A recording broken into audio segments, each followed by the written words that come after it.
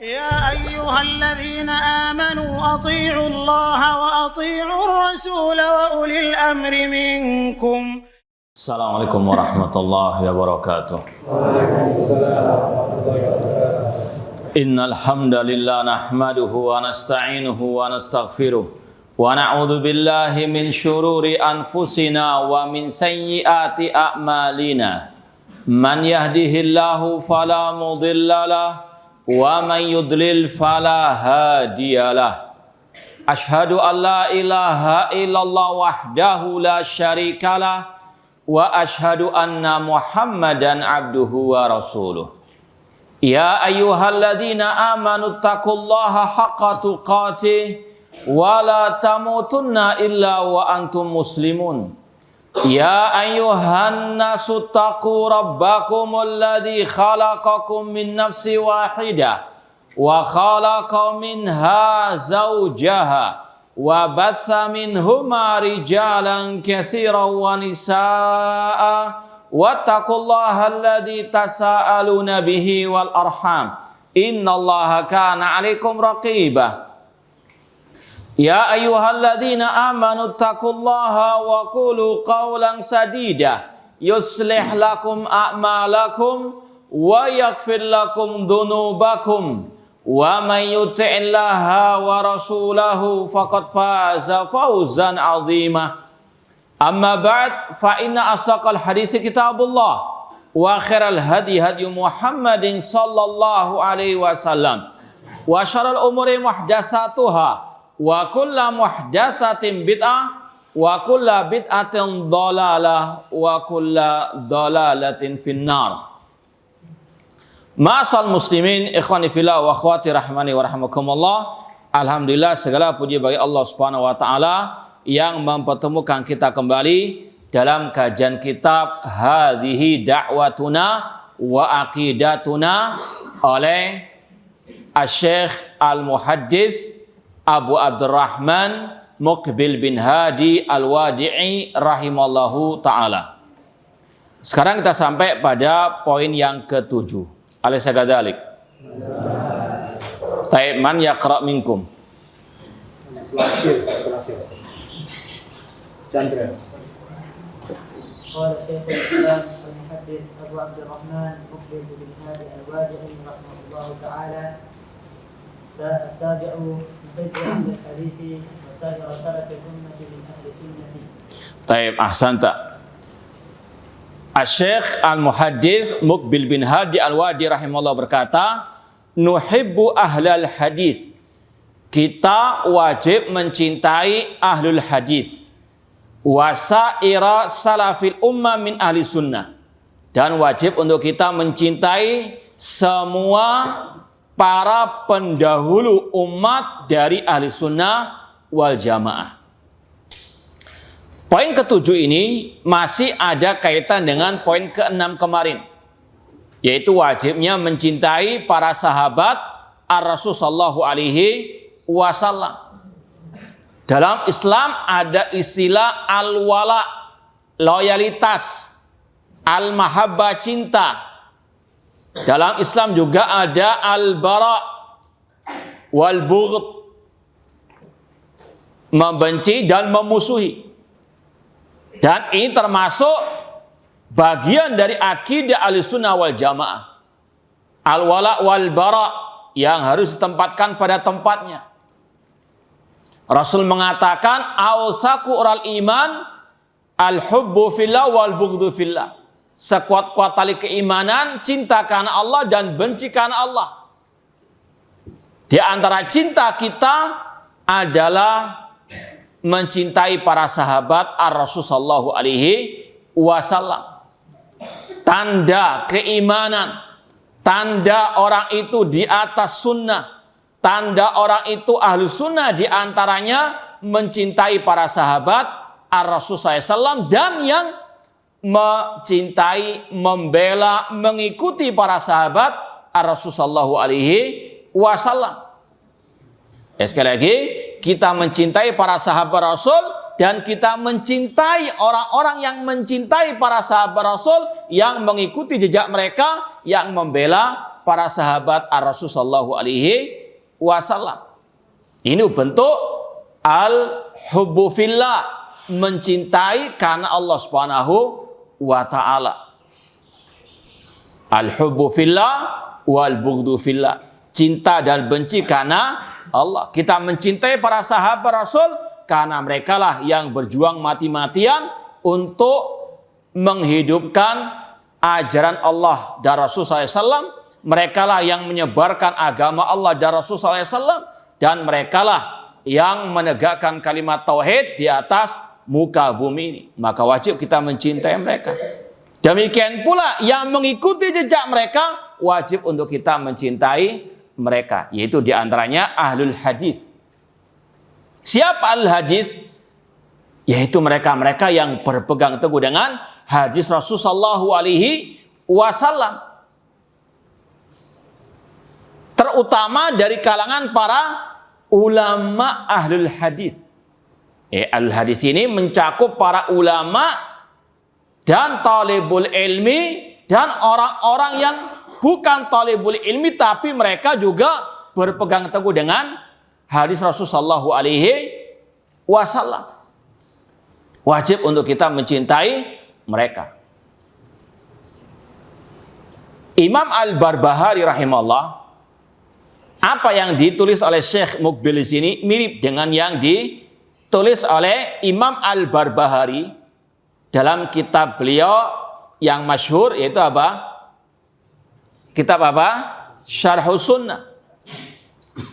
Beliau mengatakan idza ra'aita rajulan yuhibbu Abu Hurairah wa Anas bin Malik. Kalau Anda melihat ada seseorang mencintai Abu Hurairah, Anas bin Malik, kemudian beliau sebutkan nama-nama para sahabat, fa'lam annahu sahibu sunnah. Ketahuilah dia adalah pengikut sunnahnya Rasulullah sallallahu alaihi wasallam. Dia adalah ahlu sunnah wal jamaah. Setelah itu beliau mengatakan lagi, wa idza ra'aita rajulan yuhibbu Ahmad bin Hanbal wa Malik bin Anas wal Auza'i wa Hammad bin Salama wa Hammad bin Zaid fa'lam annahu sahibu sunnah. Kemudian beliau mengatakan lagi, apabila Anda melihat ada seseorang mencintai Ahmad bin Hanbal, mencintai Imam Malik, mencintai Imam Al-Auza'i, Imam Hammad bin Salama, Hammad bin Zaid, dari ulama-ulama ahli sunnah, maka ketahuilah dia itu pengikut sunnah. Dia itu ahli sunnah wal jamaah. Jadi salah satu ciri khas ahli sunnah wal jamaah mencintai ulama-ulama ahli al-hadis, ulama-ulama ahli sunnah wal jamaah. Maka sebaliknya yang membenci mereka adalah ahlu al-bidah. Dan kata para masyayikh sekarang, ya, kalau tadi Imam Barbahari mengatakan apabila Anda melihat seseorang mencintai Imam Ahmad bin Hanbal, ini ulama-ulama al-hadis terdahulu. Maka sekarang dikatakan kalau Anda melihat seseorang mencintai Syekh Abdul Aziz bin Ba, Syekh Al-Albani, Syekh Muhammad bin Utsaimin, maka ketahuilah dia adalah pengikut sunnah insyaallah.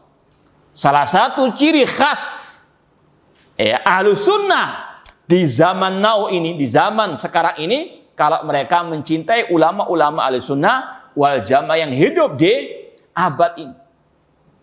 Itu adalah sekali lagi bagian daripada usul ahli sunnah wal jamaah. Ciri ahli sunnah mencintai ulama-ulama ahli sunnah wal jamaah, ahlu al-hadis. Ada ungkapan yang indah dari Imam Ahmad rahimahullah ta'ala dalam 3 bait syair. Ya, ada 3 bait syair yang diucapkan Imam Ahmad rahimahullah ta'ala yang berkaitan dengan hal ini. Imam Ahmad mengatakan, dinun nabiyyi Muhammadin akhbaru. Siapa yang bisa meneruskan? Dapat hadiah insyaallah. Tinggal 2,5 bait. Ana sampaikan setengahnya dulu. Nah, siapa yang melanjutkan dapat hadiah langsung kontan insyaallah.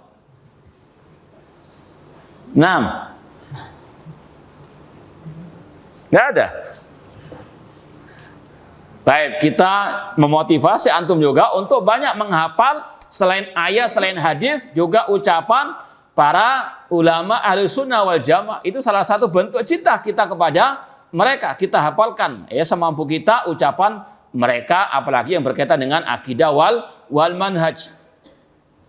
Apalagi bentuknya syair. Ya, antum sebagai thalibul ilmi juga harus cinta kepada sastra Arab. Ya. Itu juga salah satu yang dilakukan oleh para ulama. Dalam kitab-kitab mereka sering menyantumkan bait-bait syair. Puisi-puisi ilmu, bukan puisi-puisi cinta. Ya. Di antaranya di sini Imam Ahmad mengatakan dinun Nabi Muhammadin akhbaru ni'mal matiyah lil fata atharu. Nah, tinggal 2 bait. Siapa yang lanjutkan? Dapat hadiah insyaallah. Nggak ada.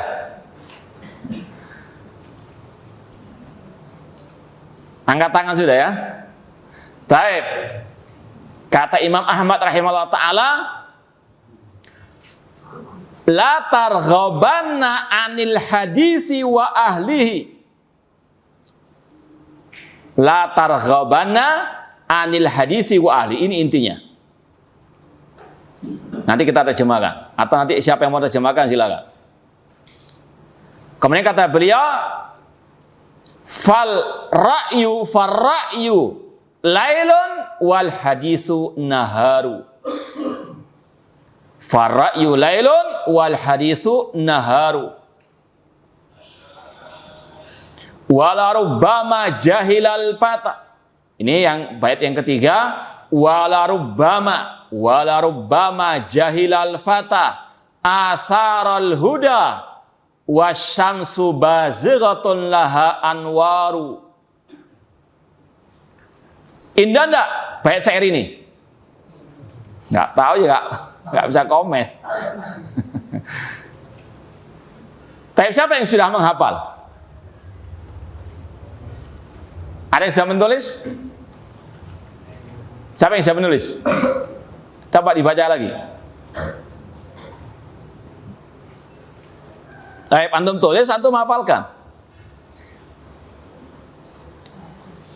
Anak ulangi lagi. Sekaligus anak terjemahkan. Dinun Nabi Muhammadin akhbaru. Agama Nabi Muhammad itu adalah akhbar, kabar berita. Maksudnya al-hadis. Dinun Nabi Muhammadin akhbaru. Ni'mal matiyatu lil fata atharu. Sebaik-baik yang dipegang erat oleh seorang pemuda adalah al-athar, yaitu hadis Rasul, sunnahnya Rasul sallallahu alaihi wasallam. Ni'mal matiyah lil fata atharu. Bait yang kedua, la targhabanna anil hadisi wa ahlihi. Jangan membenci hadis Rasul dan yang berpegang teguh dengan hadis Rasul sallallahu alaihi wasallam. La targhabanna anil hadisi wa ahlihi. Farra'yu lailun. Akal, pendapat, logika manusia itu seperti malam. Farra'yu lailun, gelap gulita. Namun al-hadis naharu. Namun hadis itu seperti siang yang terang benderang. Kemudian bait yang ketiga, wala rubbama jahilal fata atharal huda. Barangkali orang itu tidak tahu tentang hidayah, petunjuk. Padahal matahari terang benderang dengan sinarnya. Itu terjemahan kurang lebihnya ucapan Imam Ahmad rahimallahu ta'ala. Ini intinya berkaitan dengan ahlul hadis. Wajib mencintai para ahli hadis, terutama dari kalangan para ulama. Nuhibbu ahla al-hadis. Dan ahli hadis itulah ahlu sunnah wal jamaah. Bukan hanya yang paham hadis tapi tidak mau berpegang teguh dengan al-hadis. Banyak kelompok-kelompok sesat, mereka juga mempelajari al-hadis. Bahkan ada kelompok yang insya Allah masyhur di kalangan kaum muslimin di negeri kita, kalau masuk masjidnya harus dipel kalau bukan dari golongan mereka, najis. Ya. Tapi mereka ini semangatnya belajar hadis luar biasa. Ya. Mereka kalau kajian itu kutubus sittah. Ya. Tahu kutubus sittah? Apa itu? Sahih Bukhari, Sahih Muslim, Sunan Abi Dawud, Sunan Tirmidzi, Ibnu Majah, dan mereka kajian rutinnya bahas kutubu as-sittah. Gak ada apa-apanya antum ini. Dalam masalah tadi semangat belajar al-hadis. Cuma mereka yang pertama menafsirkannya, memahaminya dengan akal pikiran mereka, hawa nafsu mereka, atau sesuai dengan apa kata imam mereka yang mereka baiat. Yang kedua tentunya kalau sudah nggak memahami dengan benar, mereka pasti tidak mungkin bisa berpegang teguh dengan hadis tersebut. Bahkan sekedar cerita saja, waktu kita dulu di kota Madinah masih mahasiswa, kita alhamdulillah mulazamah belajar hadis waktu itu Sunan Abi Dawud bersama atau kepada Syekh Abdul Muhsin Al-Abbad Al-Badr. Itu tiap hari ba'da Jumat, ya. Ba'da salat maghrib. Suatu saat pada musim haji kita kedatangan ada satu orang. Dari jemaah haji, kita lagi asik dengarkan, tiba-tiba dihampiri oleh satu jemaah haji dari Indonesia. Dia memperkenalkan diri, ternyata dia sama-sama orang Surabaya. Sudah. Kita sambut. Meskipun terkadang kita merasa ini ganggu karena kita lagi konsentrasi ngaji, tapi karena dia tamu ya sudahlah. Apalagi dari Surabaya. Ya, waktu itu kenalan. Tapi tidak ada angin, tidak ada hujan. Dia kelihatannya ingin untuk istilahnya menarik hati anak untuk ikut dia. Tanya, antum belajar apa ini? Anak bilang, anak belajar sama Syekh Sunan Abi Dawud. Dengan spontan dia mengatakan, kalau saya sudah khatam kutubus sittah. Masya Allah, sombongnya. Padahal nggak ada angin, nggak ada hujan. Ya. Waktu itu kita sudah istilahnya feeling. Kalau orang Indonesia belajar kutubus sittah, di antaranya yang dari golongan al-bidah ya mereka ini. Ya. Pas kebetulan kita tanya, di mana alamat Anda? Ditunjukkan di sebuah alamat Surabaya yang anak tahu itu ada markasnya mereka. Wah sudah, pas sudah. Ya. Ketika dia dengan sombongnya mengatakan itu, kita coba tes. Ya. Mohon maaf Pak, Bapak katanya sudah khatam kutubu sittah. Ya. Saya mau tanya, ini makna hadisnya apa Pak? Waduh, kalau saya bahasa Arabnya nggak tahu Mas. Saya cuma bisa dengan bahasa Indonesia terjemahan. Sudahlah, daripada saya diganggu terus, ya kita coba nasihati. Pak, mohon maaf, kalau sampeyan, apalagi dia sebelumnya sudah ngomong, dia bukan hanya belajar, membaca, mengkhatamkan, tapi dia juga mengajar. Ya, maka itu kita katakan, Pak, ini sekedar nasihat, ini agama Allah, jangan dibuat main-main. Jangan Bapak mengajarkan kitab hadis tanpa Bapak bisa bahasa Arab. Karena enggak, bagaimana Bapak akan tahu maknanya yang sebenarnya kecuali lewat bahasa. Itu saya waktu itu kita tunjukkan. Itu saja ulama hadis yang asli orang Arab, ya. Kadang beliau itu kalau mensyarah Sunan Abi Dawud pakai syarahnya juga Imam Ibnu Qayyim rahimahullah, dibacakan, enggak mensyarah sendiri. Itu ulama. Ini kok pakai terjemahan saja. Makanya kalau ada dai ngaku salafi, ngajar hadis pakai terjemahan saja, nggak ada bedanya dengan orang-orang itu. Paham ya? Paham nggak? Nah, ini sekali lagi, ahlul hadis ini bukan hanya yang belajar hadis saja, masya Allah, paham apa itu hadis sahih, dhaif, maudhu, apa itu mustalah hadis. Bukan itu yang utama. Yang utama yang mereka berpegang teguh dengan hadis Rasul. Selalu sami'na wa ata'na dalam perintahnya Rasul. Selalu sami'na wa sadaqna dalam kabar berita Rasul sallallahu alaihi wasallam. Itu sekali lagi ahlu al-hadis. Apalagi yang dari kalangan para ahli ulama. Nuhibbu ahla al-hadis. Kemudian kata beliau, wasaira salafil ummah, dan kita mencintai semua pendahulu umat ini. Tapi jangan diputus sampai di sini. Min ahli sunnah wal jamaah, karena pendahulu umat ini banyak. Ja'ad bin Dirham, Jam bin Safwan, Abdullah bin Saba, ya, itu juga apa? Salaf, pendahulu kita. Tapi apakah boleh kita mencintai mereka? Kenapa? Laisu min ahli sunnah, atau yang lebih dikenal dengan salafus saleh, itu yang kita apa? Cintai. Sekali lagi, ini masih ada kaitan dengan poin yang keenam, kita wajib mencintai para sahabat Rasul dan yang mengikuti jejak para sahabat Rasul sallallahu alaihi wasallam sampai hari kiamat kelak.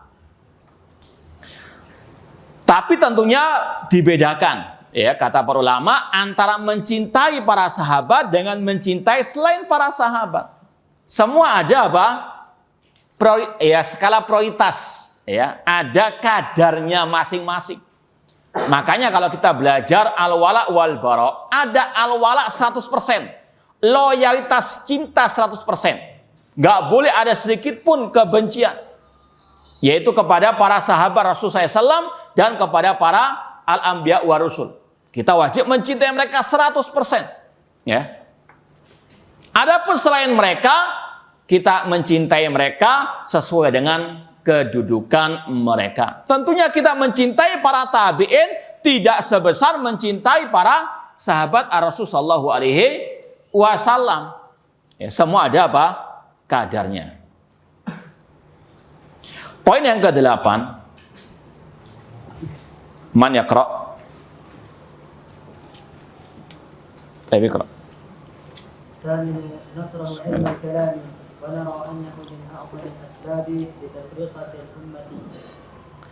ahsanta. Kata Imam Al-Muhaddits Syekh Muqbil bin Hadi Al-Wadi rahimahullah, nakrahu ilmal kalam, kita membenci ilmu kalam. Wa nara annahum min a'dhamil asbab li tafriqatil ummah, dan kita mengatakan ilmu kalam adalah sebab terbesar terjadinya perpecahan umat.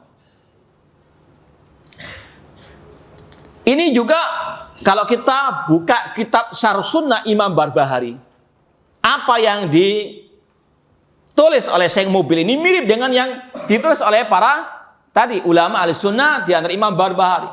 Setelah menjelaskan wajibnya mencintai al-hadis, wajibnya mencintai al-hadis, maka lawannya membenci ilmu kalam dan ahli al-kalam.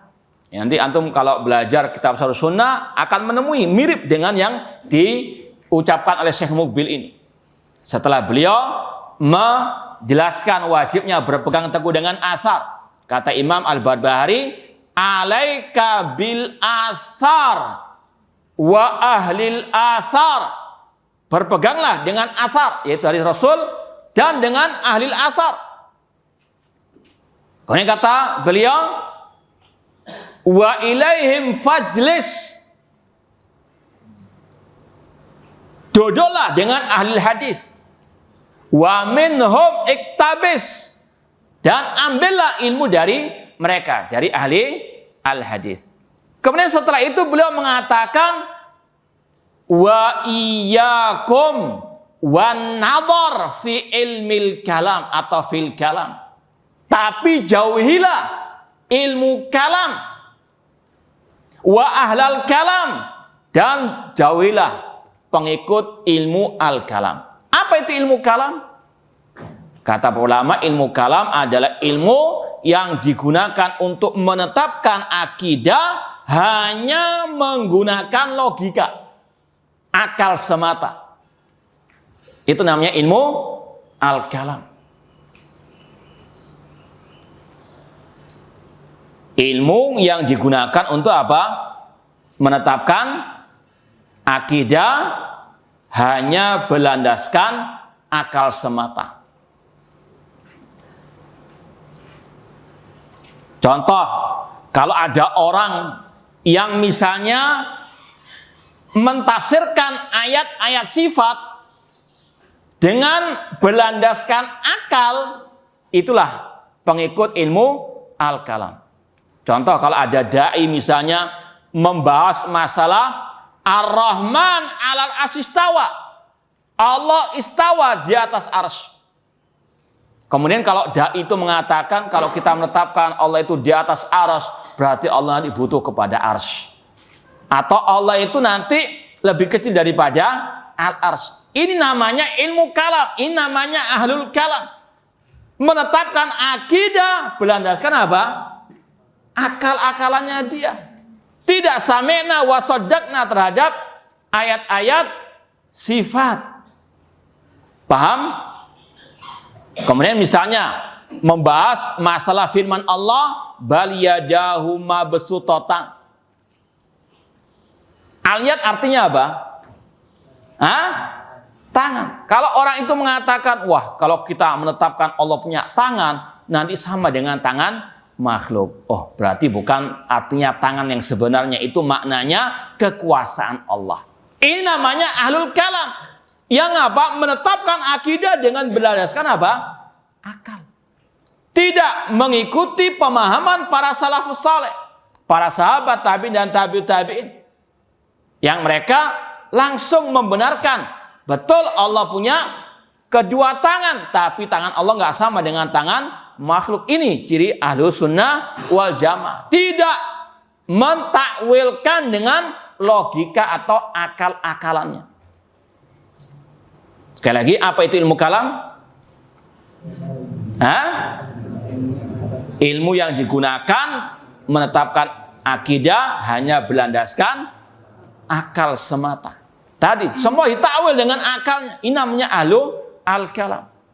Kata beliau, wajib kita membenci ilmu kalam, karena itu bid'ah, karena itu menyimpang dari ajaran Rasul dan para sahabat Ar-Rasul sallallahu alaihi wasallam. Apalagi bila sebutkan tadi, inilah sebab terbesar perpecahan umat. Apalagi kalau kita lihat dalam sejarah kaum muslimin, di antara bentuk bahaya laten ilmu kalam, bagaimana dulu para ulama ahlussunnah disiksa, dipenjara, dikriminalisasi oleh penguasa pada waktu itu dengan bisikan dari ahlul bidah karena ilmu kalam. Itu masalah fitnah khalqil Quran. Ketika itu ahlul kalam yang dipelopori oleh kelompok Jahmiyah, kelompok Mu'tazilah dengan tokohnya Ahmad bin Abi Duat, mereka mengatakan Al-Quran makhluk. Kemudian dijadikan undang-undang waktu itu, dan para ulama yang menyelisihinya dipenjara sampai ada yang terbunuh. Naudzubillah min dzalik. Ini menunjukkan sebab perpecahan umat karena mereka jauh dari al-athar, al-hadis, as-sunnah, dan mereka apa? Berpegang dengan ilmu al-kalam. Kalau sekarang lebih kerennya dinamakan ilmu filsafat. Ya. Naudzubillah min dzalik. Islam tidak pernah mengenal ilmu filsafat atau ilmu kalam. Itu ilmu dari orang-orang al-kufar, baik dari filosof Yunani, dari Romawi. Ya. Kalau mau disebutkan namanya Aristoteles, Platon, apalagi? Toples ya. Ini sekali lagi adalah kelompok-kelompok yang menyimpang dari Al-Quran dan Sunnah Rasulullah sallallahu alaihi wasallam. Makanya ulama dahulu sepakat mencela dan mentahdzir umat Islam dari ilmu kalam. Di antaranya imam yang 4. Ya. Di antaranya Imam Asy-Syafi'i rahimahullah sangat keras terhadap ilmu kalam dan ahli kalam. Sampai beliau mengatakan, li an yabtaliyallahu al-abda bi kulli dzanbin siwa syirki khairan min an yabtaliyahu bi ilmil kalam. Orang itu lebih baik diberikan cobaan ujian dengan segala bentuk dosa selain syirik daripada dia diuji dengan ilmu al-kalam. Artinya orang itu lebih baik dia berbuat berbagai macam bentuk maksiat selain syirik daripada dia berpegang teguh dengan ilmu al-kalam. Daripada dia belajar ilmu al-kalam. Lebih baik kalau kita sekarang ini ya, kalau kita sekarang ini katakan lebih baik orang itu terkena virus corona daripada terkena virus al-kalam, ilmu kalam. Ya. Ini cuma sekedar perbandingan, bukan kita naudzubillah min dzalik. Kita mohon kepada Allah semoga Allah melindungi kita dari segala virus jasmani maupun rohani. Ya.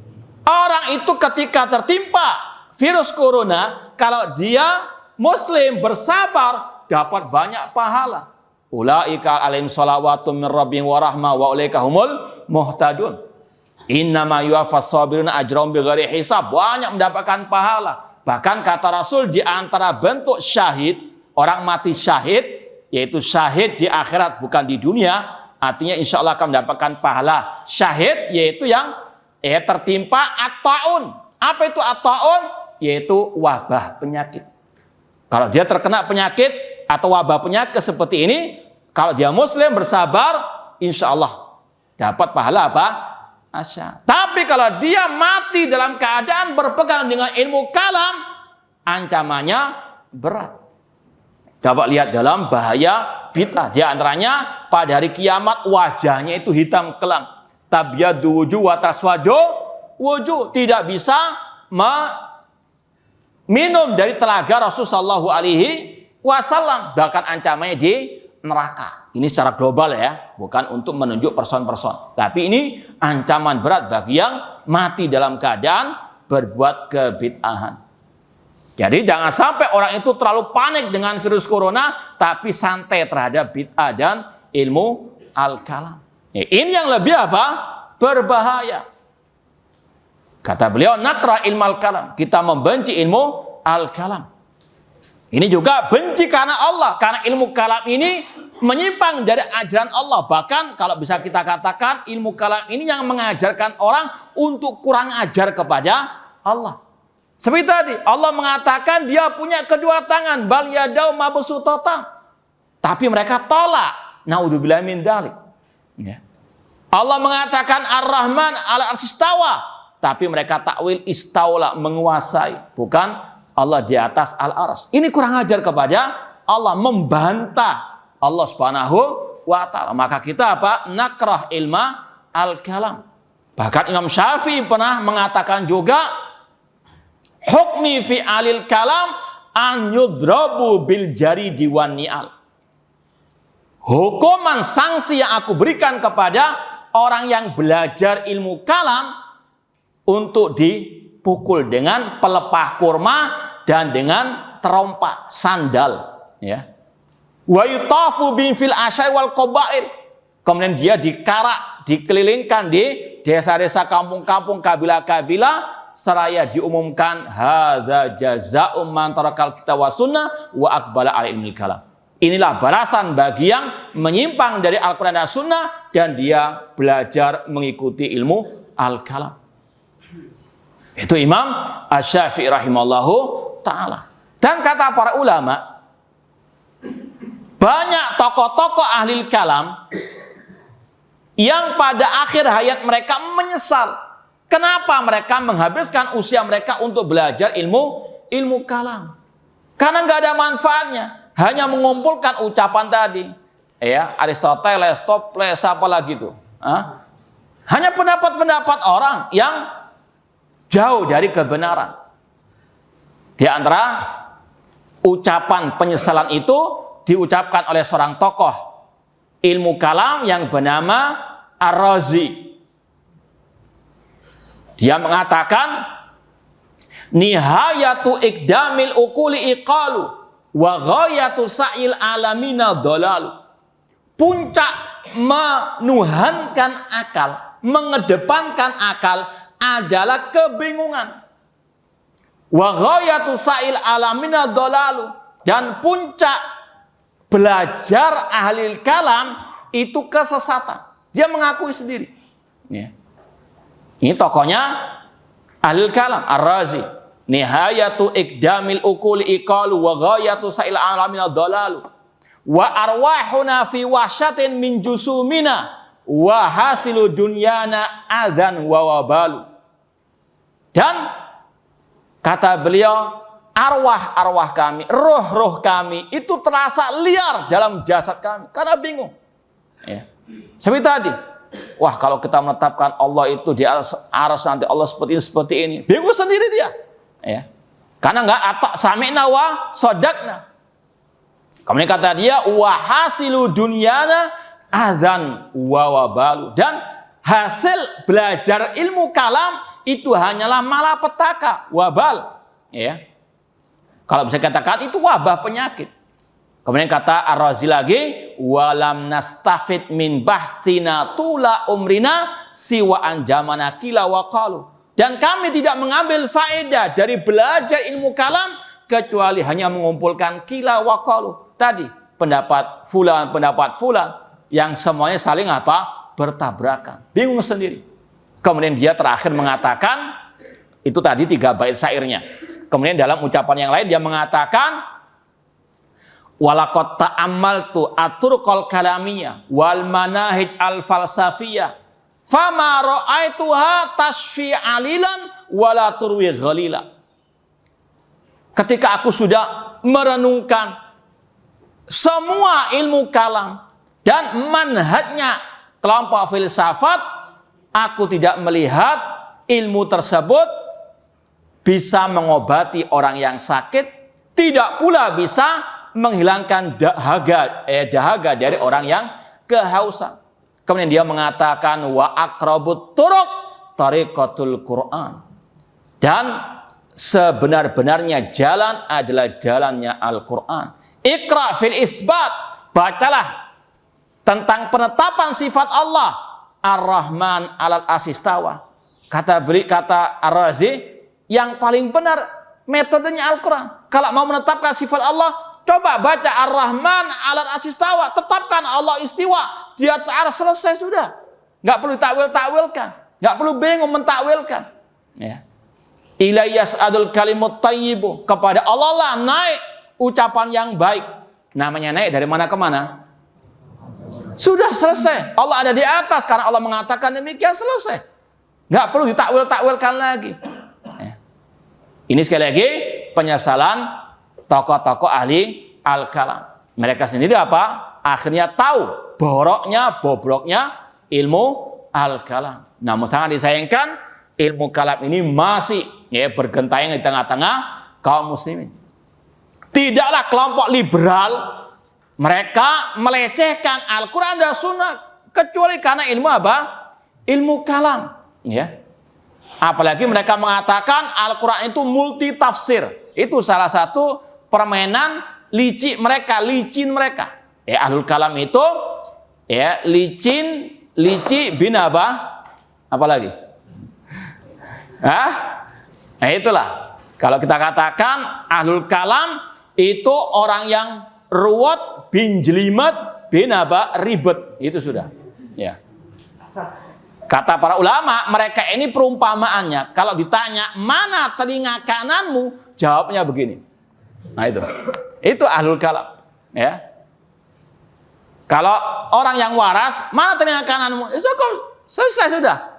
Tapi mereka begitu, ahlul kalam. Mana telinga kananmu? Ini, bulat dulu. Ya, itulah ahlul bulat jelimet bin ribet. Ya. Nakra ilma al-kalam, kita membenci ilmu kalam. Kayak ini merusak akidah kaum muslimin. Ya. Wa nakra ilma al-kalam wa nara anna min a'dhamil asbab li tafriqati al-ummah. Makanya banyak orang-orang yang mengaku ahli sunnah, ya. Kalau kita katakan tadi ahlul kalam itu orang yang jelimet, ribet, bin apa? Ruwet.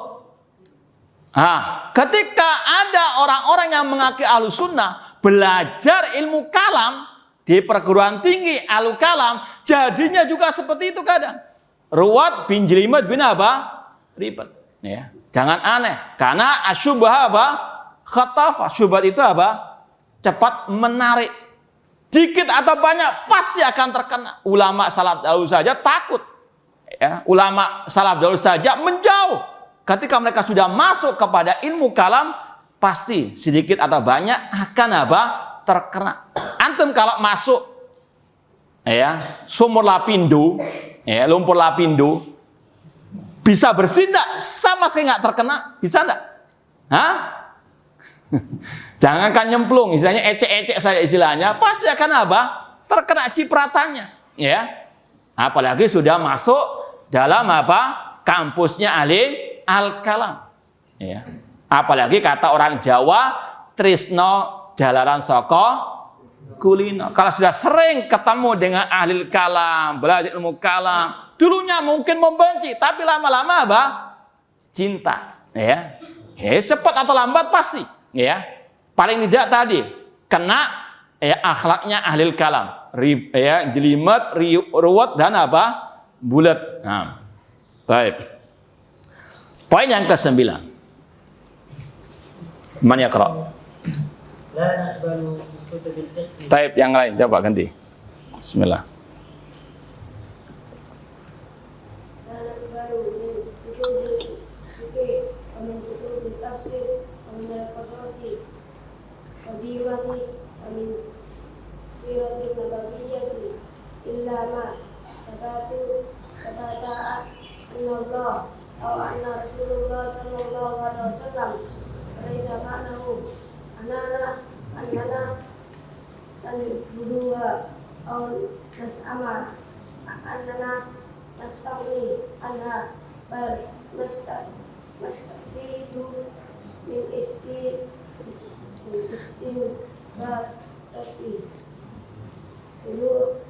Ulama ina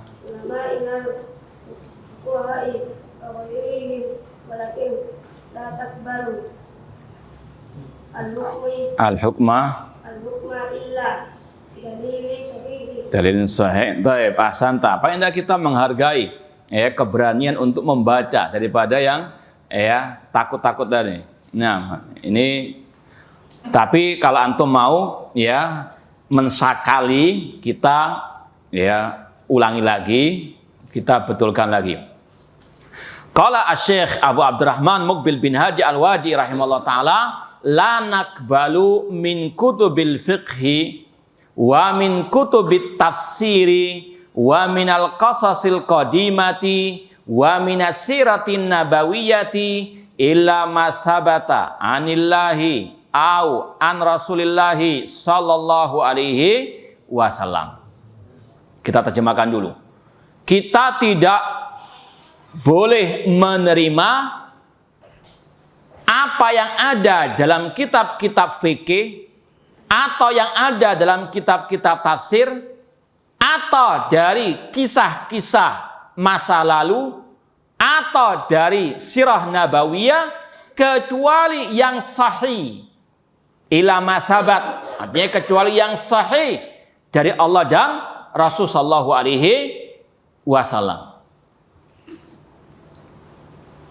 Walaysa ma'nahu annana nanbudhuha, tapi bukan berarti kita membuang kitab-kitab tersebut. Au naz'umu annana nastaghni anha, tapi bukan berarti kita mengatakan kita nggak butuh dengan kitab-kitab tersebut. Bal nastafid min istimbatati ulama'inal fuqaha, tapi kita mengambil faedah dari cara mereka para ulama fuqaha tersebut mengambil istinbat kesimpulan hukum dari kitab-kitab tersebut. Walakin la naqbalu al-hukma illa bidalilin sahih.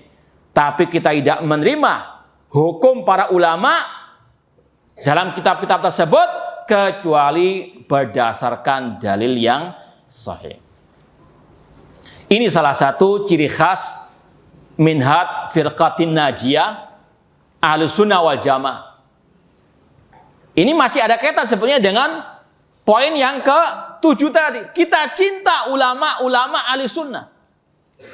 Tapi kita wajib meyakini mereka ini manusia biasa. Bisa benar, bisa salah.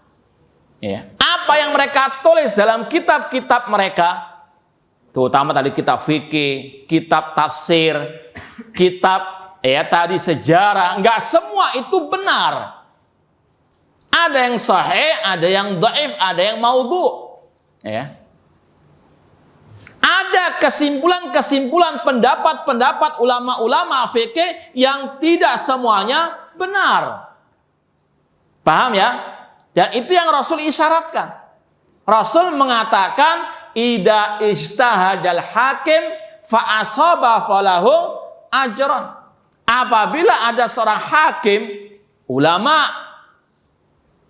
beristihad dan dia benar, dia mendapatkan 2 pahala. Wa in akhta falau ajrun wahid. Kalau dia salah, dapat 1 apa? 1 apa? Pahala. Artinya yang beristihad nggak semuanya benar. Ada yang benar, ada yang apa? Salah. Ini ulama ya, bukan yang jahil namun ngelama. Ya, jahil namun ngelama beristihad dapat 2 dosa. Iya. Dosa yang pertama berkata tanpa apa? Al-ilmu. Dan yang kedua kebanyakan memang apa? Salah. Ya. Intinya sekali lagi, tidak semua yang beristihad dari kalangan ulama. Ini kita berbicara tentang ulama ahli sunnah. Ya, kita berbicara tentang ulama ahli sunnah. Kita mencintai mereka, namun nggak boleh kita mengatakan mereka ini pasti benar. Enggak. Ada kalanya mereka apa? Keliru, mereka salah. Seperti yang Rasul isyaratkan dalam hadis tadi. Makanya di antara program dakwah salafiyah, ya kalau kita bisa katakan di antara program dakwah salafiyah, yaitu at-tasfiyah wa tarbiyah. Apa itu tasfiyah? Memurnikan agama Islam dari kotoran-kotoran yang menempel. Apa saja? Entah itu kotoran syirik, kotoran bid'ah, kotoran pendapat-pendapat yang keliru, yang menyimpang, menyelisih Al-Quran dan Sunnah Rasulullah SAW. Makanya para ulama di zaman ini yang menulis tentang at-tasfiyah wa tarbiyah seperti Syekh Ali bin Hasan misalnya, atau guru beliau Syekh Albani dalam kutip, meskipun itu asalnya ceramah Syekh Albani, judulnya Tasfiyah wa Tarbiyah, beliau contohkan di antara yang perlu ditasfiyah, di antara yang perlu untuk diluruskan dari pendapat-pendapat ulama masalah-masalah fikih. Contoh, kalau kita buka misalnya kutipnya Syekh Albani seperti ini, judulnya Tasfiyah wa Tarbiyah. Ada dari kalangan ulama, terutama dari mazhab Maliki, itu kalau sholat tidak bersedekat. Ya, kalau antum misalnya umrah atau haji misalnya di Masjidil Haram, di Masjid Nabawi, antum akan melihat beberapa jamaah, ya, terutama dari Afrika ataupun dari sebagian negara Arab yang bermadzhab Maliki, ketika sudah takbiratul ihram Allahu Akbar nggak bersedekat, tapi Allahu Akbar. Ya, apa namanya ini? Dia apa namanya? Yang penting nggak bersedekat. Nah, itu salah satu pendapat ulama dari mazhab Maliki. Tapi apakah bisa dibenarkan? Kata Syekh Albani, coba sebutkan satu hadis meskipun dhaif tentang hal ini. Kata beliau nggak akan dapat. Ya, sunnahnya Rasul apa? Meletakkan tangan kanan, telapak tangan kanan di atas apa? Tangan kiri. Itu yang ada sunnahnya. Ini pendapat-pendapat yang harus disingkirkan dari kaum muslim. Ini pendapat yang tidak benar karena menyelisihi sunnahnya Rasul sallallahu alaihi wasallam. Meskipun yang beristihad itu ulama ahli sunnah wal Jamaah. Ada lagi pendapat dalam masalah fikih. Ini juga disebutkan oleh Syekh Al-Albani rahimahullah dalam tadi Tasfiyah wa Tarbiyah. Ada pendapat ulama yang membolehkan minuman keras yang penting bukan dari anggur. Ya. Kalau misalnya ada minuman keras dari duren, dari jeruk atau dari singkong misalnya, itu kata mereka, kata sebagian ulama-ulama madhab, boleh. Ya. Kata Syekh Al-Albani rahimahullah ta'ala, ini termasuk apa? Bentuk penyelisihan, penyimpangan. Meskipun yang mengucapkan ulama Ahlussunnah nggak boleh diterima ucapan ini. Karena Rasul jelas mengatakan, kullu muskirin khamrun. Setiap yang memabukkan itu adalah apa? Khamr, minuman keras. Wa kullu khamrin haram. Setiap khamr itu apa? Haram. Secara umum, tidak boleh dikhususkan hanya dari apa? Anggur saja. Paham? Nah. Ada pula pendapat ulama dari mazhab Hanafi yang membolehkan nikah tanpa wali. Perempuan boleh menikahkan dirinya sendiri. Padahal Rasul mengatakan la nikaha illa biwali. Jadi tidak semua dalam kitab fikih kita bisa apa? Terima begitu saja. Semuanya wajib ditimbang kembali dengan timbangan Al-Quran dan Sunnah Rasulullah SAW, tentunya dengan pemahaman para as-salafus saleh. Dari kitab fikih. Demikian pula dalam kitab tafsir. Ya. Ini kita sekali lagi ngomong kitab-kitab ulama ahli sunnah. Kalau ulama-ulama ahli bidah kita tinggalkan sudah. Nggak usah tadi dipisah mana yang hak mana yang batil, tidak, sudah tinggalkan. Ya. Ini kita sekali lagi jangan antum salah paham atau gagal paham. Kita bicara tentang ulama ahli hadis. Kita bicara tentang kitab-kitab mereka. Tidak semuanya kita bisa terima begitu saja. Kita timbang lagi dengan timbangan Al-Quran dan Sunnah Rasulullah SAW. Demikian pula dalam kitab tafsir. Ya. Entah tafsir Ibnu Katsir, entah tafsir At-Tabari, tafsir Al-Qurtubi. Makanya kalau belajar itu perlu guru yang tahu tentang hal ini. Karena apa? Kalau kita baca sendiri kita nggak tahu mana hak, mana batilnya, mana yang sahih, mana yang dhaifnya, mana ucapan yang syadz, yang nyeleneh misalnya. Contoh juga dalam kitab-kitab tafsir kadang ada cerita-cerita yang tidak benar. Ada cerita tentang Tha'labah, seorang sahabat Rasul yang dulunya miskin, kemudian Allah berikan harta, tapi dia pada akhirnya tidak mau bayar zakat, mati dalam keadaan munafik. Naudzubillah min dzalik. Ini seorang sahabat Rasul yang kata para ulama termasuk yang ikut perang Badar. Sedangkan Allah mengatakan dalam hadits qudsi, "I'malu ma syi'tum faqad ghafartu lakum." Ini kisah-kisah yang ada dalam kitab tafsir yang harus kita peringatkan umat. Ini cerita yang tidak sahih meskipun dalam kitab-kitab tafsir ulama ahli sunnah wal jamaah. Artinya kita sebagai thalibul ilmi jangan suka enggangge saja. Paham? Ya. Ayo masuk ke lumpur lapindo. Nah, sami'na wa ata'na. Jangan. Ya, seperti yang kita sampaikan pada kesempatan yang lalu. Kalau ada misalnya kepala kurikulum misalnya menyuruh antum untuk belajar kepada al-bidah, antum harus apa? Kritik, harus bantah. Jangan apa sami'na wa ata'na. Jangan ganggu saja seperti bebek itu. Tahu bebek? Membebek itu. Ya, suruh nyemplung sumur masuk, suruh nyemplung lumpur masuk api, naudzubillah min dzalik. Timbang kami dengan aku dari sunnah Rasulullah SAW. Nah, demikian pula dalam sirah An-Nabawiyah. Tidak semua yang ada dalam sirah Nabawiyah, dalam kitab-kitab sirah Nabawiyah itu ada semuanya sahih, tidak. Misalnya kisah Rasul dulu ketika masuk di Gua Thaur, kemudian dikejar-kejar oleh kaum musyrikin. Kenapa mereka enggak kelihatan Rasul? Karena ada apa? Sarang laba. Nah, ini juga kata para ulama kisah-kisah yang tidak sahih. Harus apa? Ditasfiyah. Nah, antum mungkin pernah dalam buku bahasa Arab ada seorang yang digambarkan seperti orang yang idiot. Pernah mendengar? Siapa namanya? Juha. Padahal kata para ulama, beliau ini seorang ulama tabi'in. Paham ya? Beliau memang lucu, tapi nggak jahat yang digambarkan dalam kitab-kitab bahasa Arab. Paham ya? Nah, itu hati-hati. Ini perlu ditasfiyah. Nggak boleh apa dibiarkan begitu saja.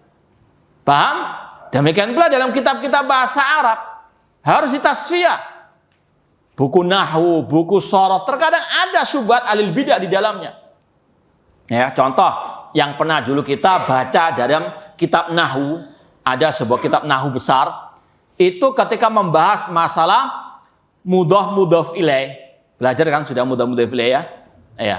Kata mereka, sabda Rasul yanzilu rabbuna tabaraka wa ta'ala. Sebetulnya itu kata mereka dalam buku itu, dalam ilmu nahwu, sebetulnya ada mudhaf yang dihapus. Kan biasa dalam bahasa Arab kan ada itu yang dihapus dan sebagainya. Sebetulnya kata mereka yanzilu rahmatu rabbina. Itu dalam bab hadzful mudhaf wa yaqumu maqamahu al mudhaf ilaih. Lewat bahasa Arab mereka ini untuk menyusupkan apa? Akidah-akidah sesat mereka. Maka harus hati-hati. Jangan apa? Begitu saja diterima. Timbang kami dengan timbangan Al-Quran dan Sunnah dengan pemahaman para salafus soleh. Tapi bukan berarti kita membuang kitab-kitab tafsir, kitab-kitab tadi fikih para ulama tersebut, tidak. Ya, kita tetap mengambil yang hak dari ulama-ulama Ahlussunnah tersebut, terutama dalam cara mereka mengambil istinbat hukum. Ya, artinya wasat pertengahan. Ya, kita menyikapi ulama yang keliru, kita apa? Ambil al-haq, ilmu yang sesuai dengan Al-Quran dan Sunnah, tapi yang nggak sesuai kita tinggalkan. Dan tetap sekali lagi harus ada tadi tasfiyah wa tarbiyah. Lakin la naqbal al-hukma illa bidalilin sahih. Yakfi? Baik, insyaallah karena antum ada hajat juga katanya. Insyaallah kita cukupkan sekian, kita akan lanjutkan poin ke-10 di pertemuan yang akan datang insyaallah taala.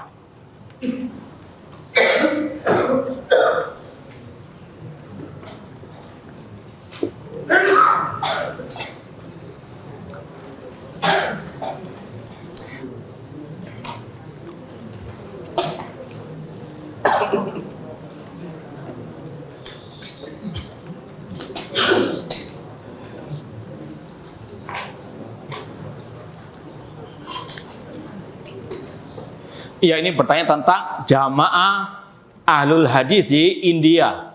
Kita katakan ya di sana juga banyak ulama-ulama ahli al hadis, ya. Tapi jangan sampai ketukar dengan ulamanya jamaah tabligh. Paham ya? Jadi memang ada ulama-ulama ahli hadis di negeri India. Semoga Allah melindungi kaum muslimin di mana saja mereka berada. Tapi jangan sampai ketukar dengan apa? Ulama hadis katanya dari kelompok jamaah tabligh. Karena ada salah satu ustadz di negeri kita ini yang tobat dari salafi, ikut khurut jamaah tabligh dengan alasan mau menimba sanad hadis dari ulama jamaah tabligh. Paham ya? Hati-hati nanti ketukar.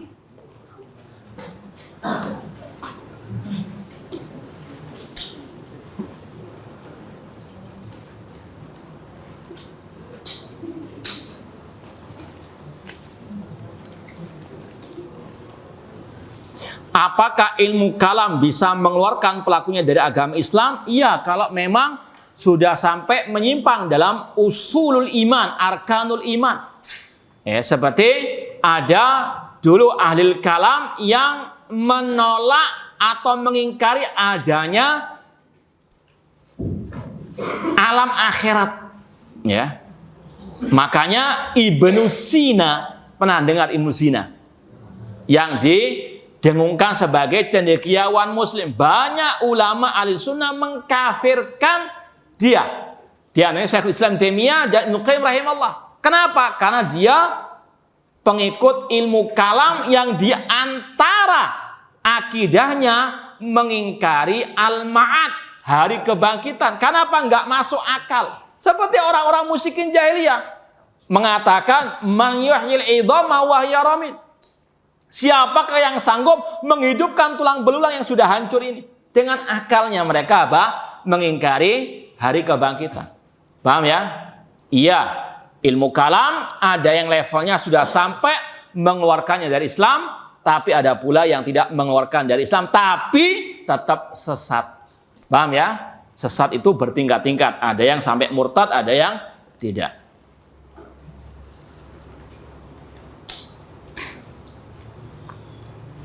Kata Ustadz tadi, ilmu kalam adalah wabah penyakit.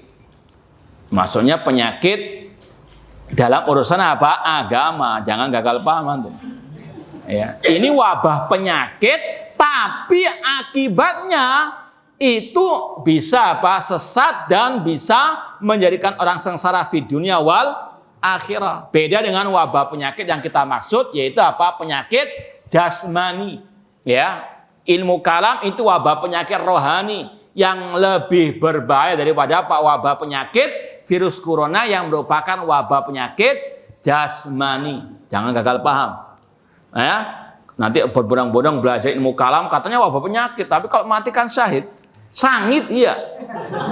Kalau belajar ilmu kalam kemudian mati. Paham ya? Makanya Rasul dulu berdoa kepada Allah, wala taj'al musibatana fi dinina. Ya Allah, jangan engkau jadikan musibah yang menimpa kami dalam urusan agama kami. Ya, itu wabah penyakit rohani, wabah penyakit dalam urusan agama ini yang paling berbahaya, lebih daripada wabah penyakit jasmani. Namun tetap kita berdoa kepada Allah, semoga Allah menjauhkan kita dari segala bentuk wabah penyakit jasmani maupun rohani. Minta tolong ulangi syair Imam Ahmad tadi. Coba siapa yang bisa mengulang? Meskipun dengan tulisannya. Siapa yang baca? 6. Ayo bisurah.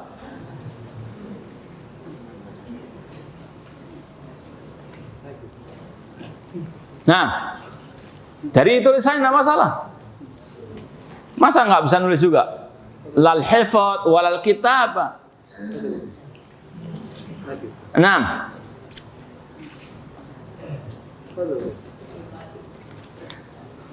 Dinun Nabi Muhammadin akhbaru ni'mal matiyatu lil fata atharu la targhabanna anil hadithi wa ahlihi farra'yu lailun wal hadithu naharu wa la rubbama jahilal fata atharal huda wasyamsu bazighatun laha anwaru. Kalau yang ketinggalan nanti didengarkan lagi di rekamannya. Tolong Ustadz sebutkan hadis telaga Rasul sallallahu alaihi wasallam.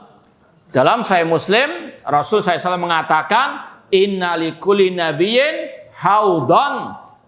Setiap nabi punya telaga.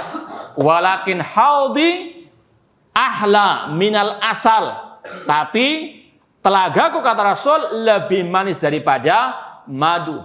Wa abyad minal laban, lebih putih daripada susu. Man syariba minhu lam yadma minhu abada. Barang siapa meminum darinya, dia tidak akan haus selama-lamanya. Semoga Allah menjadikan kita termasuk yang meminum dari telaga Rasul di hari kiamat kelak. Kemudian kata Rasul, akan tapi ada sebagian dari umat beliau yang diusir. Kemudian Rasul mengatakan, ummati, ya Allah, mereka adalah umatku. Kata Allah, innaka la tadri ma ahdatsu ba'dak. Engkau, wahai Nabi Muhammad, tidak mengetahui apa yang mereka adakan sepeninggalmu. Kata para ulama, ada dua golongan yang diusir dari telaga Rasul. Yang pertama yang murtad, dan yang kedua ahli al-bid'ah. Karena mereka ahdatsu ba'da Rasul sallallahu alaihi wasallam. Mengapa orang munafik mengucapkan kalimat tauhid tidak bermanfaat bagi pelakunya? Karena ucapan yang tidak diyakini oleh apa? Hati, apa manfaatnya? Yaquluna bi afwahihim ma laysa fi qulubihim. Harus connect antara hati, antara al-lisan, dan juga amal perbuatan. Sama dengan antum di sini, antum nggak ada manfaatnya belajar di mahat ini, tapi hati antum misalnya apa ini pondok Wahabi, cuma karena terpaksa saya anak di sini, nggak ada manfaatnya. Lebih baik antum apa? Segera meninggalkan pondokin daripada antum apa? Hilang waktu dan sebagainya, enggak connect, ya. Semuanya juga demikian, harus connect antara hati dengan apa? Al-lisan. Nah, kalau Anda seperti al-munafiqin fid darkil asfali minan nar, naudzubillahi min dzalik. Bagaimana cara kita bisa membedakan hadis yang dhaif dengan hadis yang tidak dhaif? Banyak belajar. Paling tidak 50 tahun lah. Ya, karena para ulama mereka berpuluh-puluh tahun mereka meneliti al-hadis. Sehingga bisa menjadi ulama ahli al-hadis. Cuma kalau kita sekarang cukup membuka misalnya kitabnya Syekh Albani, Silsilah Shahihah, Silsilah Dhaifah, yang beliau sudah puluhan tahun mencurahkan hidup beliau untuk meneliti al-hadis. Fas'alu ala dzikri in kuntum, jangan ngelama baru tahu hadis sahih definisinya ini, hadis dhaif definisinya ini, kemudian meneliti sendiri. Man anta. Nah, jadi sekarang kalau kita mau tahu sahih dhaifnya, lihat buku-buku para ulama ahli al-hadis, di antaranya tadi Syekh Albani rahimahullah. Apakah dosa riya, syirik kecil lebih dahsyat daripada dosa ilmu kalam atau riba? Syirik kecil itu termasuk dosa besar, ya. Dan ilmu kalam lebih dahsyat daripada dosa besar, kata Imam Syafi'i tadi, selain kesyirikan kepada Allah Subhanahu wa taala. Apakah soda termasuk khomer? Tidak. Memabukkan enggak itu? Enggak. Baik.